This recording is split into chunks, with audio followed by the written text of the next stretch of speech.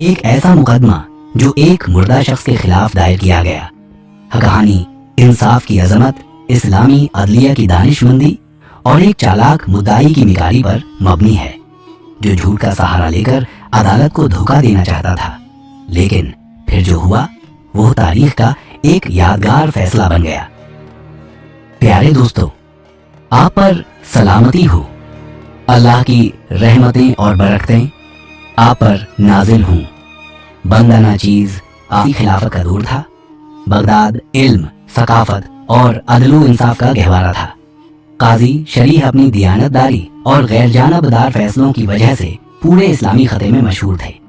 ان کی عدالت میں جو بھی مقدمہ آتا وہ مکمل تحقیق، گواہان اور شریعت کی روشنی میں فیصلہ صادر کرتے تھے۔ ایک دن قاضی شریح کی عدالت میں ایک حیران کن مقدمہ پیش ہوا۔ عدالت میں ایک غریب لباس پہنے شخص حاضر ہوا جس کے چہرے پر غم اور بے بسی کے آثار نمایاں تھے۔ اس کے ساتھ چند لوگ اور بھی تھے جو شاید اس کے گواہ تھے۔ قاضی نے کاتب کو اشارہ کیا کہ وہ مدعی کا نام اور مقدمے کی نوعیت درج کرے۔ کاتب نے اپنا قلم اٹھایا اور مدعی سے پوچھا، تمہارا نام کیا ہے اور کس کے خلاف مقدمہ دائر کر رہے ہو؟ مدعی نے ایک گہری سانس لی اور کہا، میرا نام حارث بن یزید ہے اور میں اپنے مردہ بھائی یوسف بن یزید کے خلاف مقدمہ دائر کر رہا ہوں۔ یہ سنتے ہی عدالت میں سرگوشیاں شروع ہو گئیں۔ حاضرین حیران تھے کہ بھلا کوئی مردہ انسان کے خلاف مقدمہ کیسے دائر کر سکتا ہے۔ قاضی شریح نے بھی چونک کر مدعی کو دیکھا، لیکن ان کے چہرے پر وہی غیر جانبدار سنجیدگی قائم رہی۔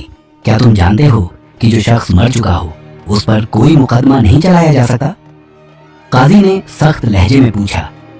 جی میں جانتا ہوں، مگر یہ معاملہ عام نہیں ہے، یہ میرے حق کا مسئلہ ہے۔ حارث نے جواب دیا، اپنی بات کو واضح کرو۔ قاضی نے حکم دیا۔ حارث نے اپنی بات کو تفصیل سے بیان کرنا شروع کیا۔ قاضی صاحب، میرے بھائی یوسف نے میری زمین پر ناجائز قبضہ کر رکھا تھا۔ میں نے کئی بار اس سے کہا کہ وہ میری زمین مجھے واپس کر دے، مگر وہ ہمیشہ بہانے بناتا رہا۔ کچھ مہینے پہلے وہ بیمار ہوا اور اسی حالت میں دنیا سے رخصت ہو گیا۔ اب اس کے بیٹے اس زمین کو اپنی ملکیت سمجھ رہے ہیں، حالانکہ وہ در حقیقت میری ہے۔ میں آپ سے انصاف کی درخواست کرتا ہوں۔ عدالت میں ایک بار پھر سرگوشیاں ہونے لگیں۔ قاضی نے چند لمحے سوچا، پھر مدعی سے پوچھا، کیا تمہارے پاس کوئی ثبوت ہے کہ یہ زمین تمہاری تھی اور تمہارے بھائی نے اس پر قبضہ کیا تھا؟ جی ہاں، میرے پاس 2 گواہ موجود ہیں، حارث نے جلدی سے کہا اور پیچھے کھڑے 2 آدمیوں کی طرف اشارہ کیا۔ انہیں آگے بلایا جائے۔ قاضی نے حکم دیا۔ پہلا گواہ آگے بڑھا۔ قاضی نے اس کی طرف دیکھتے ہوئے سوال کیا، تم کیا جانتے ہو اس مقدمے کے بارے میں؟ میں نے خود دیکھا تھا کہ یوسف نے حارث کی زمین پر قبضہ کر لیا تھا۔ میں ان دونوں بھائیوں کی بحث و تکرار کا بھی گواہ ہوں۔ حارث کئی بار یوسف سے اپنی زمین مانگنے آیا، مگر یوسف نے ہمیشہ اسے ٹال دیا۔ قاضی نے گہری نظروں سے گواہ کو دیکھا، پھر دوسرے گواہ کو بلایا۔ وہ بھی پہلی گواہی سے ملتی جلتی باتیں کرنے لگا۔ قاضی نے دونوں کی باتیں سننے کے بعد کچھ دیر خاموشی اختیار کی، پھر مدعی سے کہا، کیا یوسف کی اولاد یہاں موجود ہے؟ جی ہاں، اس کا بیٹا زبیر بن یوسف عدالت میں موجود ہے۔ حارث نے فوراً جواب دیا، زبیر کو آگے بلایا جائے۔ قاضی نے حکم دیا۔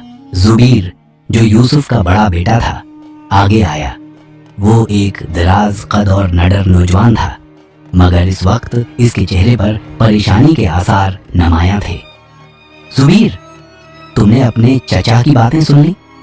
تم اس مقدمے کے بارے میں کیا کہتے ہو؟ قاضی نے سوال کیا۔ قاضی صاحب، یہ زمین ہمیشہ سے ہمارے والد کی ملکیت رہی ہے۔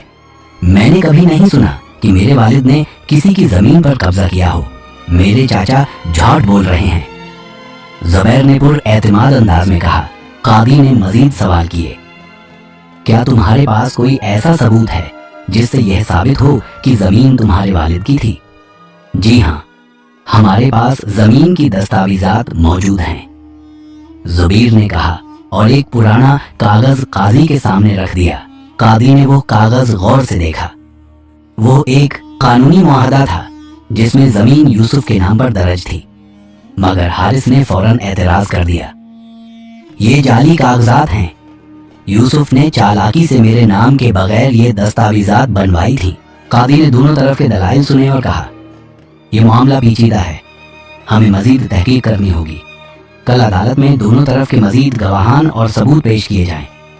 रात भर बगदाद में ये मुकदमा जेरे बहस रहा। लोग हैरान थे कि एक मुर्दा शख्स पर मुकदमा दायर हुआ है और उसमें पेचीदगी बढ़ती जा रही है।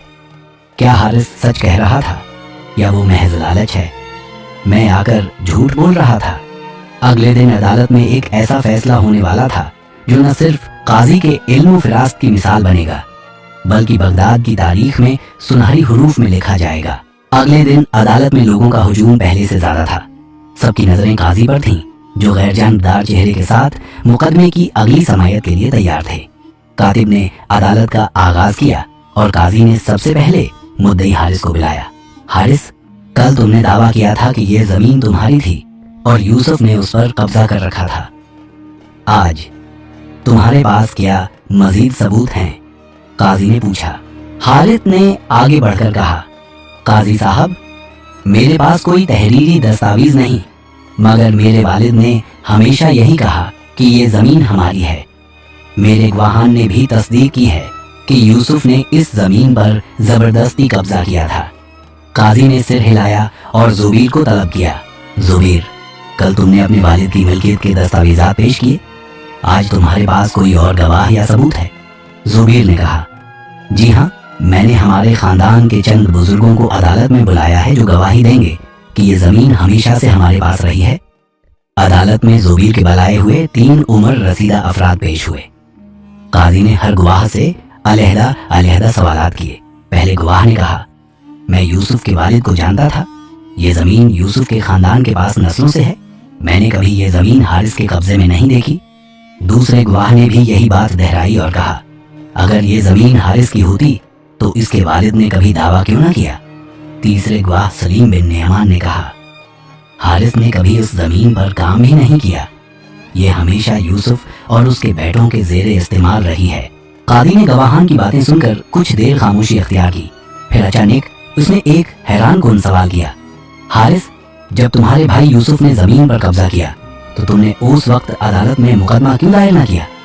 हारिस ये सवाल सुनकर कुछ लम्हे के लिए खामोश हो गया। फिर बोला, मैं डर गया था कि कोई मेरा साथ नहीं देगा। ये जवाब काजी को मुतमईन न कर सका। वो जानते थे कि हारिस झूठ बोल सकता है, मगर बगैर ठोस शवाहिद के फैसला देना भी मुमकिन न था।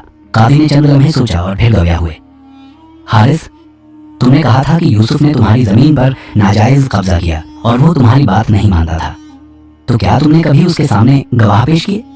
हारिस ने कहा, नहीं, मगर मैंने उसे कई बार तंबीह की थी। काजी ने मुस्कुराते हुए एक और सवाल किया, जब तुम यूसुफ से आखिरी बार मिले तो उस वक्त उसकी सेहत कैसी थी? ये सवाल सुनकर हारिस चौंक गया। वो समझ न पाया कि काजी इससे ये क्यों पूछ रहे हैं। उसने हचकचाते हुए जवाब दिया, वो काफी बीमार था, बस्तर से उठ भी नहीं सकता था। कादी ने इसी लम्हे ऐलान किया, फिर ये कैसे मुमकिन है कि यूसुफ, जो जिंदगी के आखिरी दिनों में इतना बीमार था कि बस्तर से उठ भी न सकता था, वो तुम्हारी जमीन पर कब्जा करके वहां खेती बाड़ी कर रहा था? ये सुनते ही अदालत में एक लम्हे के लिए सुनाटा छा गया। हारिस के चेहरे का रंग उड़ गया। वो कोई जवाब न दे सका। काजी ने सख्त लहजे में कहा, हारिस, तुमने झूठा मुकदमा दायर किया और झूठे गवाह पेश किए। इस्लामी अदालत में झूठ नाकाबिले माफी जुर्म है।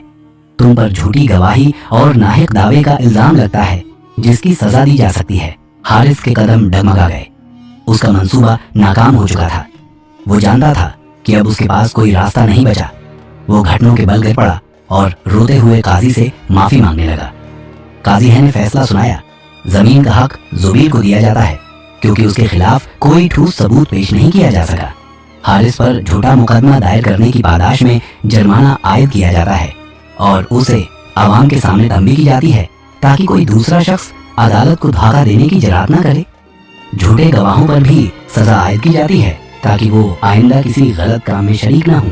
ये फैसला सुनते ही अदालत में लोग काजी की दानिशमंदी और शरीयत के मुताबिक इंसाफ करने की सलाहियत की दाद देने लगे।